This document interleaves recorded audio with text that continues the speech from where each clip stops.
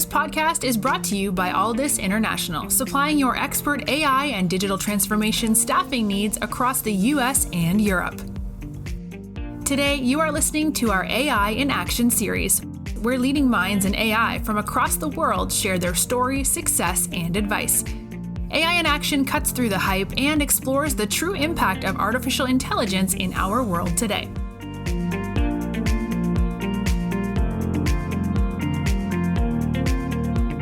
Welcome to the AI and Cyber podcast. I'm your host, Mark Kelly. Today we've got Jane Corr, who's Head of Cybersecurity at CIE. Jane, thank you very much for coming on to the podcast today. So how did you get into the world of cyber? God, well, my background is mainly in infrastructure, shared services. I've mainly worked in financial services companies my whole life. To be honest, the cyber role came up and it was just something new. So I kind of moved into that about 10 years ago because I fancied a change. It was a sideways move, wasn't a promotion. And I suppose the whole world of cyber is new enough and growing over the last few years. So I kind of like it. It's something different every day. It's a very diverse kind of a role. I like it. And when you went into that something new, how did you kind of start building up your learnings? Was it courses? Was it interviews, podcasts? Was it just hard? What did you do? Yeah, actually, I did. Thank God, I did. Against advice, I did the hardest certification first, the CISSP. Now the book was huge, big thick book. It took me 6 months, every Saturday, 3 hours training. So got that certification, and to be honest, I haven't let that expire since because it was too hard to get. I did a few more, C-Risk, CISM. Now look, it's great as a background for the role, but I suppose on the job training, one of the best things that anyone ever did for me was when I started in cyber. I was the head of security operations or something, and the CISO at the time brought me into board meetings, and he said, I'll just bring Jane in case there's any hard technical questions. Now, they didn't know me, because I am not technical. He was the techie, but it was great to see how boards operate, how exec governance operates. So, lots of on-the-job broad skills. You know? And that really helps to see the dynamics of what a boardroom's like, isn't it? Yes. They're clear. You know, they're just a bunch of people who are saying, right, what are we doing? How are we doing in terms of the plan here? And what help do you need from me? What more do we need to be doing? So that kind of suits me because I tend to be clear. So it's direct and you get a bit of a feel. And then you feel more confident stepping into the role because you've seen how it's being communicated, what the day-to-day looks like. Yes. You've kind of done your kind of apprenticeship in that kind of area as well. Yeah, and you know what, reporting and communication skills are probably the biggest skill you need, as a head of cyber or CISO. When you walk into a board and you have a 30-page deck and they say, so if you could just summarise that in 3 sentences. That kind of teaches you need to be concise. They do not want reams and reams of paper. Yeah. Give it to me in 3 sentences or 5 minutes. Generally, that's what they want. The master today version. They want it really, really quick. And you have to kind of just get it across because people's attention spans are so short now. They are, and it's probably one of the hardest things.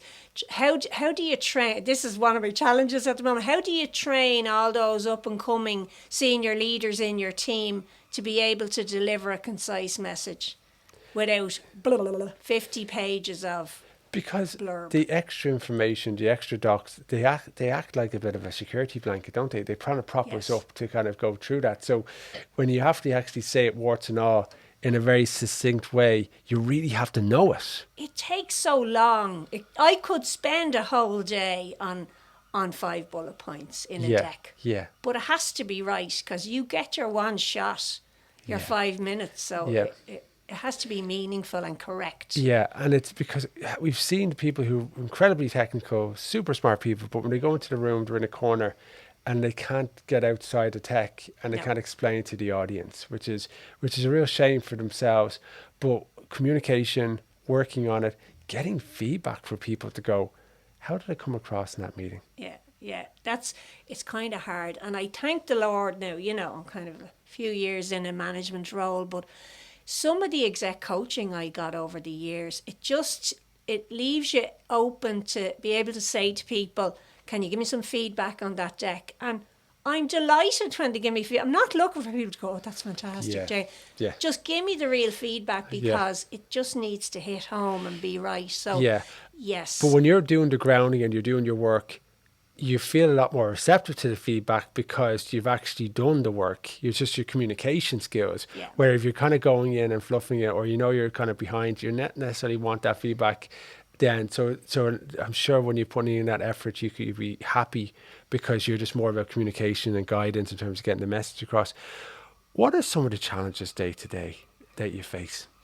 The role of the CISO now is very broad. Do you know, most recently I'm involved in a lot of discussions around AI, and part of me says, talk to the techies, I'm happy to secure whatever AI strategy you come up with, but you kind of have to be able to just flip from talking, what are the technical AI controls that you should implement, to what is the latest NIS2 regulations? Yeah. What do they say? What are the legal responsibilities for directors?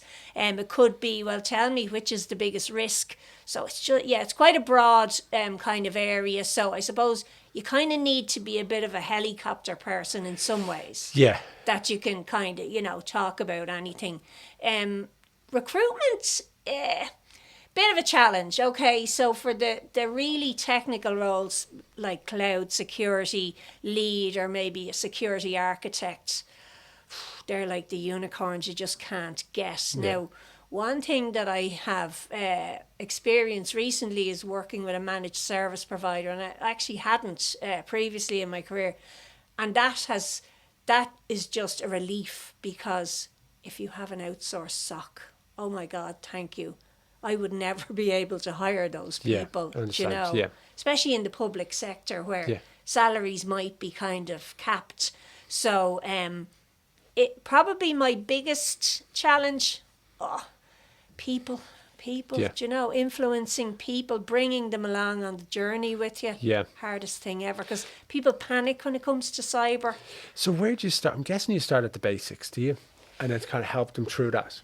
Yeah, now look, I try and keep it simple in my own head. So start with your strategy. What are we trying to do here? Yeah. What kind of a company are you? Do you need a ton of cyber controls or the minimal, right? Yeah. What do we really care about?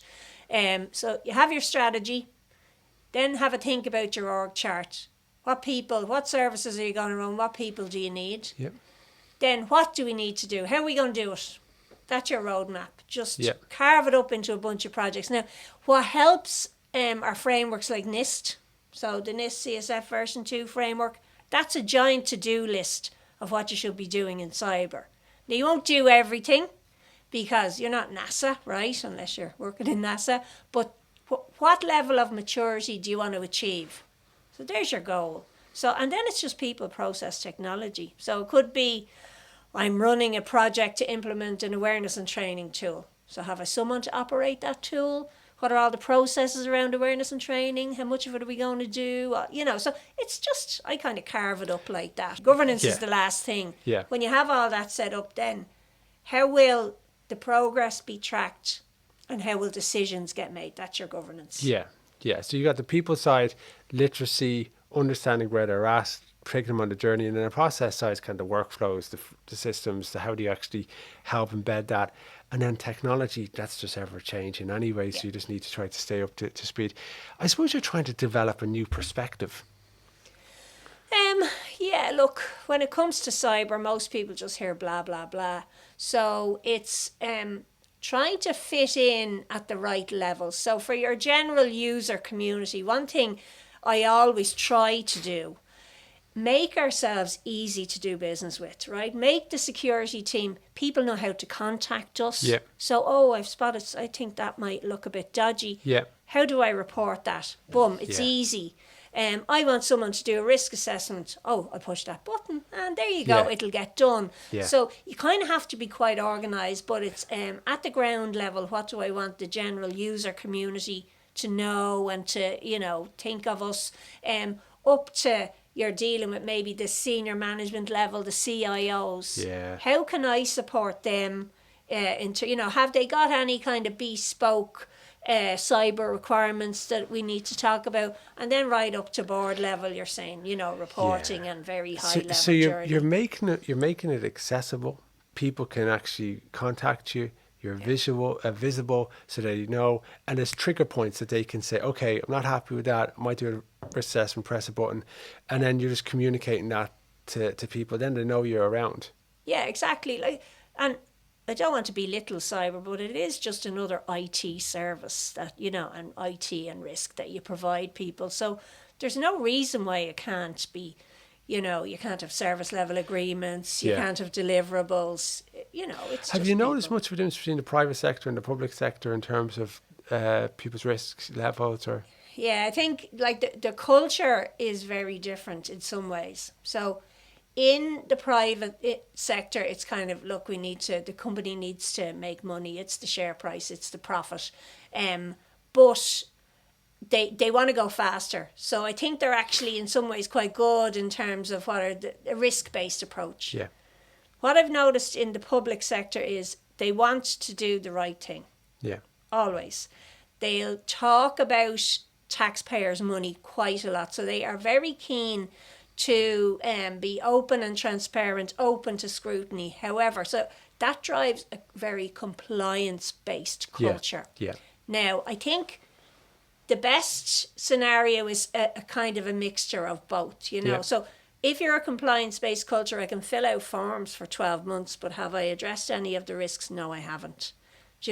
Or you can, in the private sector, barrel ahead and just boom, boom, boom, do it. But actually, are you taking into consideration what you need to be doing from a compliance perspective? Somewhere in the middle.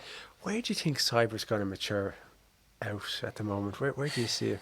Yeah, it's funny actually. So we're members of IBEC in CIE, and there's a discussion going on at the moment around all of the regulations and the requirements on organisations. There are quite a lot of regulations. So actually, it's kind of back to my previous point. Are they taking away from people actually going and improving their controls? Sorry, I'm too busy sorting out all the compliance. Of course. So I think that's going to be a challenge for everyone. I've actually had to hire a compliance person because, dealing with multiple organisations, they're all different. Some are operators of essential services, some are important, some are neither. Yeah. So they each need their own view of how compliant am I, in terms of all the regulations. So again, I'm back to frameworks, right? Make it simple. You have the NIST framework, you have SIFUN. So Ireland seems to be adopting SIFUN, and you just need to figure out what your target maturity is. You can probably do that by dealing with your competent authority or your regulators. Now, I think this will mature over the next couple of years, right? It's kind of new enough. But try and figure out, it'll boil down to nearly a score. What score am I looking to achieve? But underpinning that score are you have repeatable kind of up to continuous improvement type of process. You have the technology, you have the controls. You probably openness and transparency is just going to be a thing, because I do think you're going to be answerable for a lot of regulations. Yeah, I see a lot of people kind of going at 42,001 and trying to make sure that they're hitting those different boxes, and they feel like they're kind of going on a certain path. But I don't think the basics ever get old. I think you just have to continue to do that, as much as they mightn't sound like they're in vogue. I know, aren't they so boring? I always feel so boring. If you don't have the foundational processes in, good luck to you. And it's always, some people can lean towards, the shiny new tool, and I've so many suppliers coming in trying to sell me stuff. And in my head, I'm going, I have one of them already. I think it's working okay. Let me worry about the gaps first. Yeah. So you kind of get the basics in place and then build on it. And I think that's what the likes of SciFun is about. Yeah. You can start off, I'll just have the foundational stuff in. Okay, then I'll have more. Then I'm into a cycle of continuous improvement. And we can all breathe easy now because we're at a level of maturity. But the tools are there to help people. Yeah. Jane Corr, Head of Cyber at CIE, thanks very much for joining us on the podcast. Thank you. Thanks for listening to this episode of the Alldus podcast. If you enjoyed today's episode, don't forget to subscribe, rate, and review. We are available on Apple Podcasts, Spotify, and any Android podcast of choice. You can also head over to our website, www.alldus.com, to listen to more podcasts, view our open roles, and stay up to date with industry news. Thanks for listening, and stay tuned for more great episodes coming very soon.